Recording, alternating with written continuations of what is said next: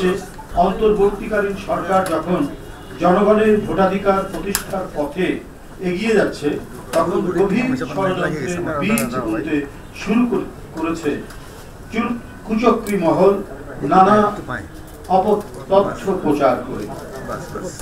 ইতিমধ্যে তারা নানা বয়ান তৈরি করে জনগণের বিভ্রান্তি সৃষ্টির জন্য একের পর এক বহুমুখী অশুভ তৎপরতা চালিয়ে যাচ্ছে।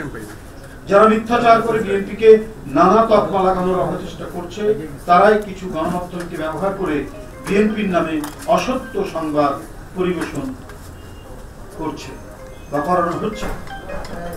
জনগণ অবলোকন করছে যে গণহত্যাকারী নিষিদ্ধ সংগঠন ফ্যাসিস্ট আওয়ামী লীগকে পুনর্বাসন করার গোপন মিশনে নেমেছে একটি চক্র।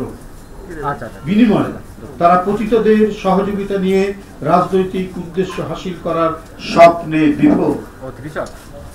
সাংবাদিক বন্ধুগণ, আমরা উদ্বেগের সাথে লক্ষ্য করছি যে সম্প্রতি কিছু পত্রপত্রিকা, গণমাধ্যম এবং সোশ্যাল মিডিয়ায় বিএনপির মনোনয়নের কথিত তালিকা নাম ধাম প্রকাশ করে দলের নেতাকর্মীদের মধ্যে বিভ্রান্তি, অসন্তোষ এবং বিশৃঙ্খলা উস্কে দেওয়ার ষড়যন্ত্র করছে। অনুমিত হচ্ছে বিএনপিতে বিভেদ বিসম্বাদ সৃজনের অশুভ অভিপ্রায় নিয়ে কতিপয় মিডিয়া যথেচ্ছভাবে মিথ্যা অপপ্রচার প্রোপাগান্ডায় লিপ্ত হয়েছে।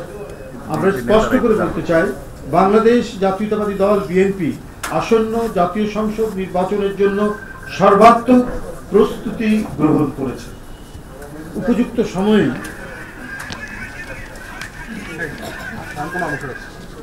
দলের নির্ধারিত যে প্রক্রিয়া, যে সিস্টেমে যাচাই বাছাই করে মনোনয়ন দেওয়া হয়, সেই যাচাই বাছাই করে যোগ্য ও সর্বোপরি জনগণের কাছে গ্রহণযোগ্য জনপ্রিয় ব্যক্তিকেই বেছে নিয়ে তাদের নাম প্রকাশ করা হবে।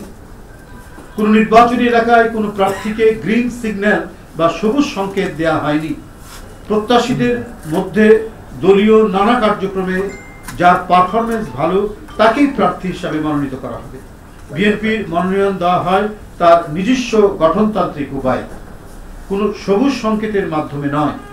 জাতীয় সংসদ নির্বাচনের কিংবা যে কোনো নির্বাচনে দলের প্রার্থী মনোনয়নের দায়িত্ব পার্লামেন্টারি বোর্ড পালন করে এবং এ ব্যাপারে বোর্ডের সিদ্ধান্ত চূড়ান্ত বলে গণ্য হয়। আমাদের পার্লামেন্টারি বোর্ড, আপনারা জানেন যে স্ট্যান্ডিং কমিটি যেটা, সেটাই পার্লামেন্টারি বোর্ড সভাপতিত্ব করেন চেয়ারম্যান। সুতরাং তফসিল ঘোষণার পরেই দলের ভারপ্রাপ্ত চেয়ারম্যান তথা বিএনপি কেন্দ্র থেকে ঘোষণা ব্যতীত এখন পত্রপত্রিকায় প্রকাশিত কোনো মনগড়া সংবাদে বিভ্রান্ত না হওয়ার জন্য সারা দেশের নেতাকর্মীদের প্রতি আহ্বান জানাচ্ছি।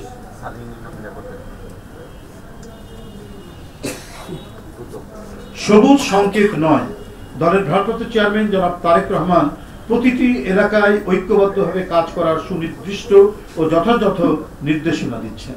তিনি ভার্চুয়ালি যে সমস্ত এলাকায় কথা বলছেন, সেখানেও তার বক্তব্যে তিনি এই কথাটি বলছেন, বা ঢাকায় এসে যারা কথা বলছেন, যারা মনোনয়ন প্রত্যাশী হতে চান বা দলের নেতাকর্মী যারা আছেন, বিভিন্ন পদে যারা দায়িত্ব পালন করছেন, তাদের প্রত্যেকেই তিনি এই নির্দেশনা দিয়েছেন, আপনারা সবাই ঐক্যবদ্ধ থেকে কাজ করবেন। দল যাকে মনোনয়ন দিবে তার জন্য সকলে আপনারা কাজ করবেন। কিন্তু এখনই কোনো মনোনয়ন দিয়ে দেওয়া হয়নি, যেটা আমরা বিভিন্ন পত্র পত্রিকায় দেখতে পাচ্ছি।